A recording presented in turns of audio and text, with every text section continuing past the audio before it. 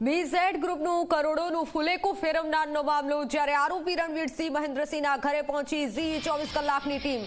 રણવીરસિંહ માસિક 12,000ના પગારમાં ફરજ બજાવતો હોવાનું સામે આવ્યું છે। આરોપીના પિતા મહેન્દ્રસિંહે પ્રતિક્રિયા આપી છે। પોતે કોઈ બાબત ન જાણતા હોવાનું પણ રટણ કરી રહ્યા છે।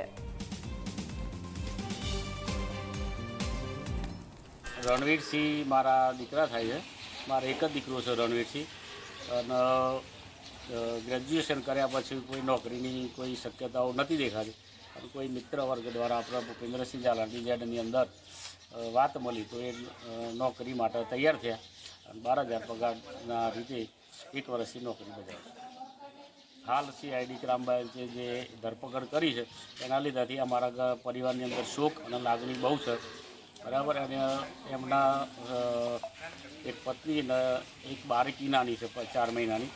હાલ એ લોકો ન્યાય માટે તડસી રહ્યા છે અમે બધા।